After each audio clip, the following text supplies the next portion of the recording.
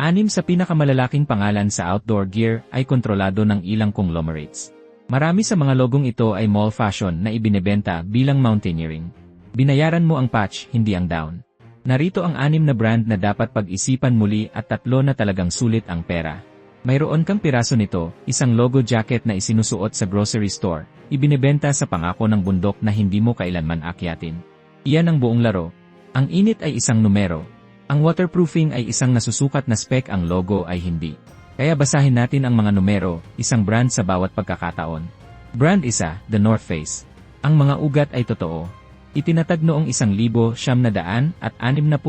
na nagbibigay ng kagamitan sa mga tunay na umaakyat. Ang logo na hugis tuktok ay may kahulugan noon sa isang tunay na bundok.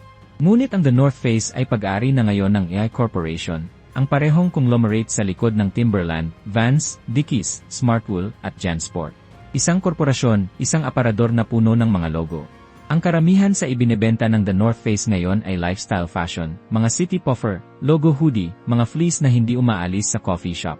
Maaari kang magbayad ng $300 hanggang $400 para sa isang jacket na may presyo batay sa pamana ng mountaineering, habang ang lamad at laman sa loob ay pangkaraniwan. Ang Summit Series ay gumagawa pa rin ng mga tunay na teknikal na piraso, ngunit hindi iyon ang binibili ng karamihan ng tao. Karamihan sa mga mamimili ay nagbabayad ng presyo ng ekspedisyon para sa isang city jacket. Iniulat na nawalan ang AI Corporation ng halos $1 bilyong sa isang taon kamakailan, ibig sabihin, ang logo ay mas pinipiga kaysa dati upang mag-perform. Brand 2, Canada Goose. Diretsong hatol, binabayaran mo ang arm patch, at halos wala ng iba ang nagbibigay katwiran sa presyo. Ang isang Canada Goose parka ay nagkakahalaga ng $800, $1,000, $1,200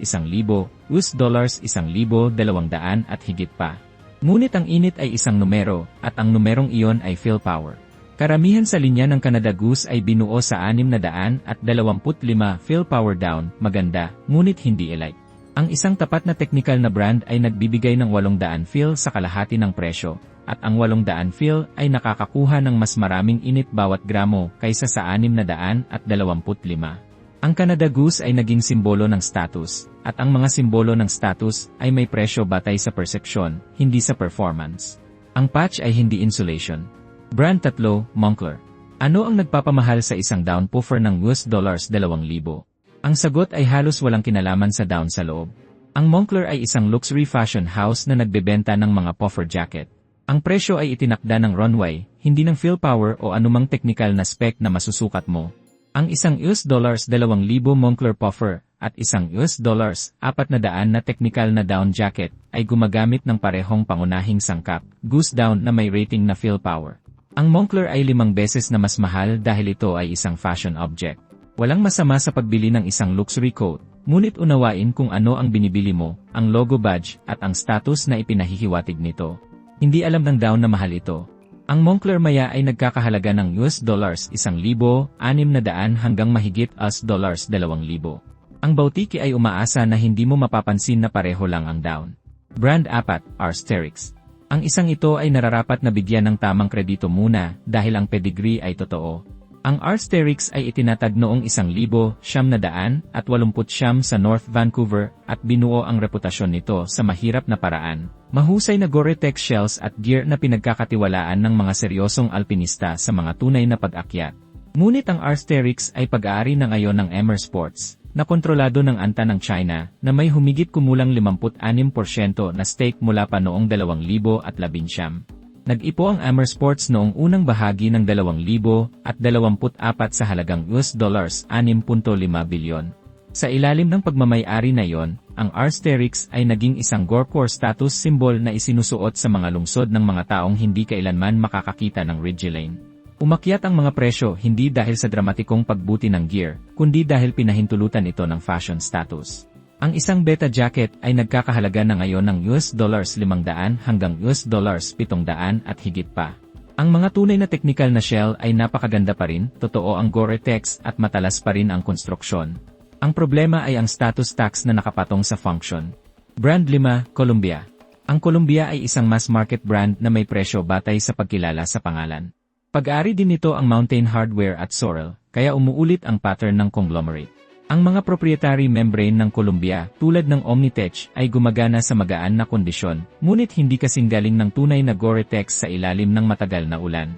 Wala sa mga iyon ang magiging problema sa isang budget price, ngunit ang Columbia ay nagpepresyo batay sa pamilyar sa brand. Ang isang maihahambing na tapat na technical na brand ay nagbibigay sa iyo ng mas mahusay na membrane o mas mataas na fill power sa parehong halaga, minus ang markup ng sikat na pangalan. Ang Mountain Hardwear, sa ilalim ng parehong magulang, ay gumagawa ng ilang tunay na matibay na technical na gear. Ngunit ang pangunahing Columbia jacket sa buong presyo ay mid-tier performance na may suot na sikat na logo.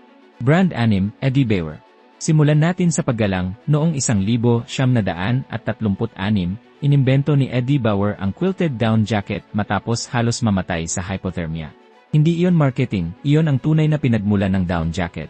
Nagbigay ng kagamitan si Eddie Bauer sa mga tunay na ekspedisyon sa loob ng mga dekada at isinuot ang parka sa unang Amerikano na umakyat sa Everest noong 1963.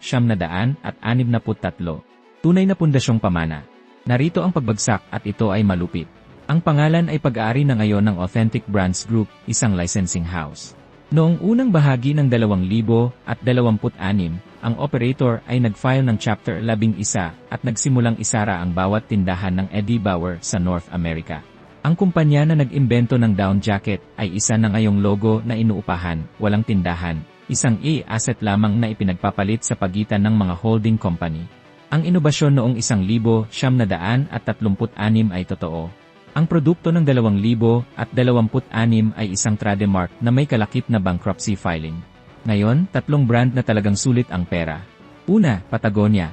Ibinigay ng nagtatag ang kumpanya, nakaayos na ngayon upang ang mga kita ay idirekta sa mga layuning pangkapaligiran. Hindi iyan isang marketing slogan na pininturahan sa isang holding company.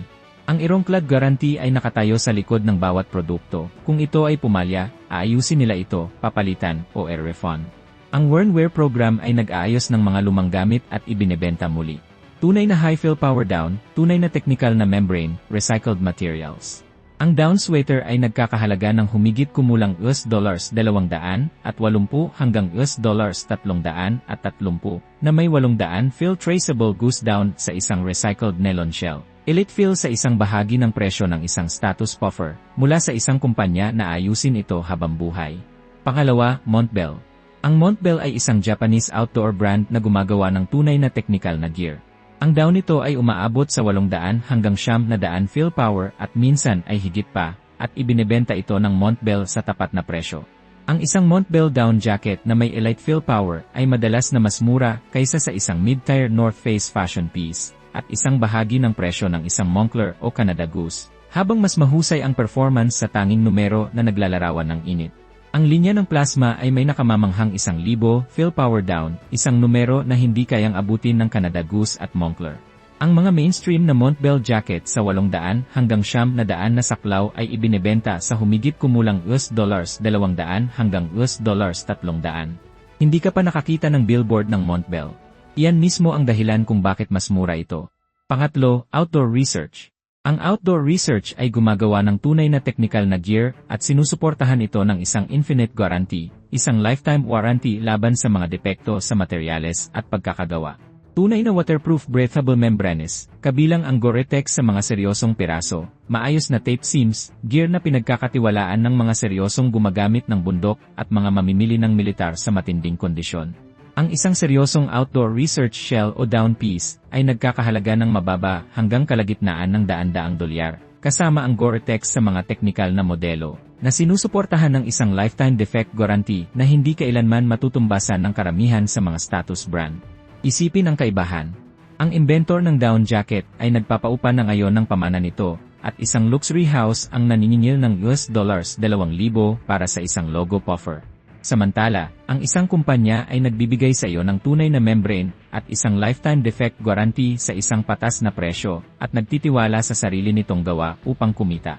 Iyan ang pagkakaiba sa pagitan ng isang brand na nagbebenta ng status at isang brand na nagbebenta ng function.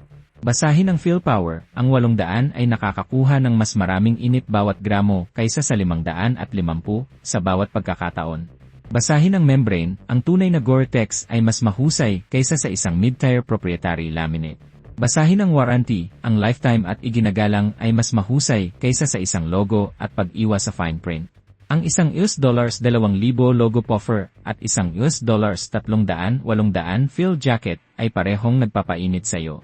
Ang isa ay 7 beses na mas mahal. Hindi alam ng down ang pagkakaiba. Tanging ang iyong wallet lang ang nakakaalam.